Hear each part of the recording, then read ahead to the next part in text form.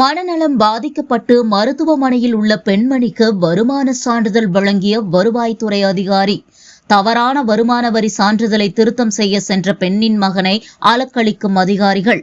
1 மாத காலமாக தண்டையார்பேட்டை மற்றும் புழல் என மாற்றி மாற்றி அலக்களித்து வருவதாக செய்தியாளர்களை சந்தித்த மனநலம் பாதிக்கப்பட்ட பெண்ணின் மகன். சென்னை புது வண்ணாரப்பேட்டை இருசப்பன் மேஸ்திரி தெருவைச் சேர்ந்தவர் ஆமினா பேகம். இவருக்கு திருமணமாகி சில வருடங்களுக்கு முன்பு கணவர் உயிரிழந்து விட்டார். இந்நிலையில் மனநலம் பாதிக்கப்பட்ட பெண் ஐனாவரத்தில் உள்ள அரசு மருத்துவமனையில் சிகிச்சை பெற்று வருகிறார்.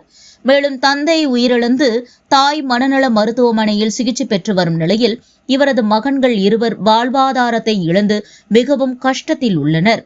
இதனால் தனக்கு சொந்த வீடு வேண்டும் என்று கூறி அரசு தமிழ்நாடு வாழ்விட மேம்பாட்டு வாரியத்தில் விண்ணப்பம் அளிப்பதற்காக சென்றுள்ளார். அங்கு வருமான வரி சான்றிதழ் கொண்டு வரும்படி அதிகாரிகள் தெரிவித்துள்ளனர். இதனையடுத்து தண்டையார்பேட்டை பகுதியில் அமைந்துள்ள இ-சேவை மையத்திற்கு சென்ற இளைஞர் தனக்கு வருமான வரி சான்றிதழ் வழங்க வேண்டும் என கேட்டுள்ளார். இந்நிலையில் இளைஞரின் தாய் மற்றும் இளைஞருக்கு வருமான வரி சான்றிதழை வழங்கியுள்ளனர்.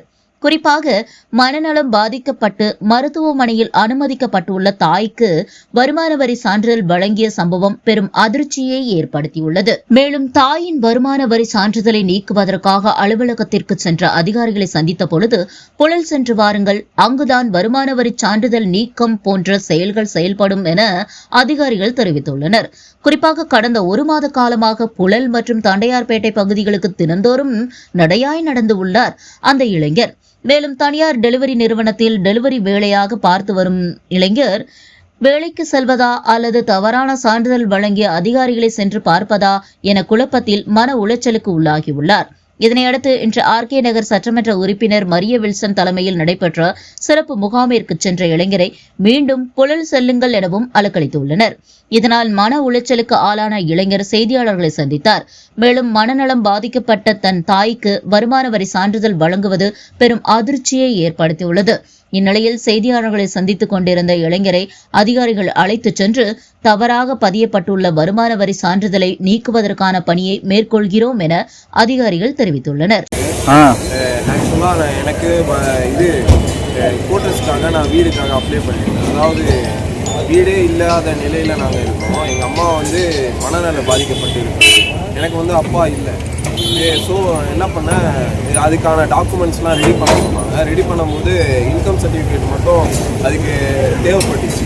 இன்கம் சர்டிஃபிகேட் தேவைப்படும் போது இன்கம் சர்டிஃபிகேட்டில் எனக்கு 8,000 ரூபா போட சொன்னாங்க. எனக்கு மட்டும்தான் நான் போட சொன்னேன். நான் தான் ஜெப்டோ ஓட்டி ஒரு மந்த்லி இவ்வளோ ஏர்ன் பண்ணுறேன் அப்படின்னு சொன்னேன். சொல்லிவிட்டு அது போட சொன்னேன். அங்கே இருக்கிற இ-சேவை மைய அதிகாரி என்ன பண்ணாங்கன்னா, நீங்கள் என்கிட்ட காட்டக்கூட இல்லை, அந்த மானிட்டரில் என்ன எடிட் பண்ணாருன்றது காட்டக்கூட இல்லை. அவ்வளோ அலட்சியமாக போட்டு பின்னாடி போவாங்க. ஒரு வாரத்துக்கு அப்புறம் வர சொன்னார். ஒரு வாரத்துக்கு அப்புறம் வந்துட்டு அதை நான் பிரிண்ட் எடுக்கும்போது தான் எனக்கு தெரிஞ்சுது எங்கள் அம்மாவுக்கும் சேர்த்து போட்டிருக்காங்க. எங்கள் அம்மா இங்கே அயனாவரம் மனநல காப்பகத்தில் இருக்கிறாங்க இப்போ வரையும். அதுக்கான ப்ரூஃபும் இப்போ இருக்குது. சரி, நீங்கள் இதை மாற்றணும்னா எங்கே போகணும், நீங்கள் போயிட்டு புள்ளலில் போயிட்டு லெட்டர் போட்டு போகணும்னு ஆர்ஏ சொன்னாங்க. நான் லெட்டர் எழுதி கொடுத்துட்டு லெட்டர் போய் போட்டுட்டு வந்துட்டேன். அதுக்கப்புறமா என்ன சொன்னாங்க, நாங்கள் வெரிஃபிகேஷன் பண்ணுவோம். நாங்கள் சொல்கிறோம், நாங்கள் வீட்டில் இல்லை, எங்கள் அம்மா மனநல பாதிக்கப்பட்டு இப்படி இருக்கிறாங்க. அதனால முன்னாடியில் இருந்த வீடையும் காலி பண்ண வச்சுட்டாங்க. இப்போ அதனால தான் எங்கள் அம்மா மனநல காப்பகத்தில் சேர்த்துருக்கோம். இப்பேற்பட்ட நிலையில் இவங்க இவ்வளோ அலட்சியமாக பதில் சொல்கிறாங்க. நாங்கள் வெரிஃபிகேஷன் பண்ணுவோம், அப்படியே ஒரு போக்கில் சொல்லுவாங்களா அந்த மாதிரி சொல்கிறாங்க. நாங்கள் பார்த்து மற்றவங்க கேட்டால் சொல்லுவாங்களா அப்படின்னு நான் அப்போ கூட சொன்னேன்.